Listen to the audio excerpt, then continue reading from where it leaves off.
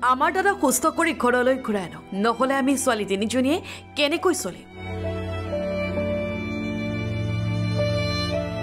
আমাক যিকোনো প্ৰকাৰে আমাক উদ্ধাৰ কৰি দে ল'ৰাটো ঘৰলৈ ঘূৰাই আনক ল'বা আমি ছোৱালী তিনিজনীয়ে কি কৰিম মই অসমবাসীক হাত জোৰ কৰিছো মোৰ দেউতাক সুস্থ কৰি দিয়ক দেউতা সুস্থ কৰিব লাগে পইচা লাগে সেইকাৰণে অসমবাসীৰ ওচৰত মই হাত জোৰ কৰিছোঁ মোৰ দেউতা সুস্থ কৰি দিয়ক পিতৃৰ বাবে সহায় বিচাৰি চকুলো টুকিছে জৰি আৰু তেওঁৰ ভগ্নী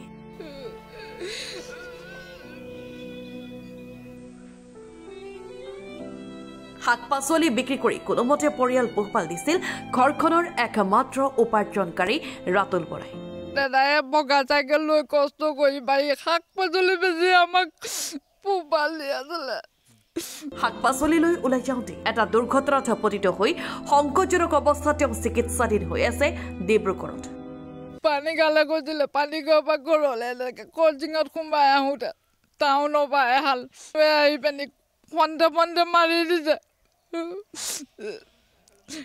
আমি একো নেদেখিলো আমি কোৱাই শুনিছোঁ এক্সিডেণ্টৰ কথা তেওঁৰ অস্ত্ৰোপচাৰৰ বাবে এতিয়া প্ৰয়োজন হৈছে প্ৰায় 12 লাখৰো অধিক টকাৰ আমি এতিয়া চলিবলৈ নিৰ্বায় দেলাক বচাই আনিবলৈ আমাৰ বহুত টকা প্ৰয়োজনত 12 লাখ মান টকা বুলি কৈছে শাক-পাচলি বিক্ৰী কৰি পৰিয়াল পোহপাল দিয়া ৰাতুল বৰাৰ চিকিৎসাৰ বাবে টকা যোগাৰ কৰিব পৰা নাই এতিয়া তেওঁৰ পৰিয়াল ঘৰৰ গৰু ছাগলী সকলো বিক্ৰী কৰিছে যদিও অসমৰ্থ হৈছে পৰিয়ালটো বৰ্তমান যিটো পৰিস্থিতি হৈছে আমি ভাবিছোঁ প্ৰায় 15-20 লাখৰ ভিতৰত আমি এইটো খৰচ কৰিব লাগিব যিহেতুকে সেই 15-20 লাখ খৰচ কৰিবলৈ যাওঁতে আমাৰ তেওঁলোকৰ গৰু গাই সম্পত্তি সকলো বিক্ৰী কৰিলেও সিমান টকা নহয় গতিকে বহুত দুখ লাগিছে গাঁৱৰ ৰাইজে কিছু সহায় কৰিছে যদিও এতিয়াও প্ৰয়োজন প্ৰায় কেইবা লাখ টকা আমাৰ ৰাইজৰ ফালৰ পৰা ধৰক আমি প্ৰায় 1.5 লাখ 2 লাখ মানৰ ওচৰত টকা আমি কালেকশ্যন কৰিছোঁ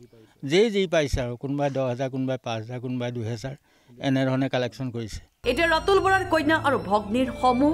ৰাইজৰ লগতে চৰকাৰলৈ কাটৰ অনুৰোধ তেওঁক যাতে সুস্থ কৰি তোলাত সকলোৱে সহায় কৰক সকলো সহায় বিচাৰিছোঁ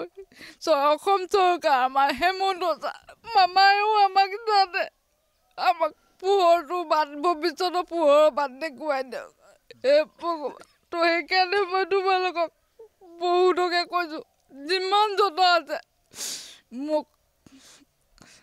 দেলাক উলিয়াই আনিবৰ কাৰণে সহায় কৰক যিহেতু এতিয়া মাটি বাৰী বিক্ৰী কৰি তেওঁ এতিয়া চিকিৎসা কৰিব পৰা অৱস্থাত নাই এটা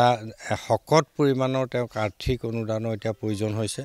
আমি পৰিয়ালৰ সকলোৱে যেনেকৈ পাৰোঁ শক্তি অনুসাৰে আমি কৰি আছোঁ যদিও সেয়া যথেষ্ট নহয় সেইকাৰণে আমি আপোনালোকৰ এই চেনেলৰ জৰিয়তে আমি এটা অনুৰোধ কৰিব বিচাৰিছোঁ অসম চৰকাৰলৈ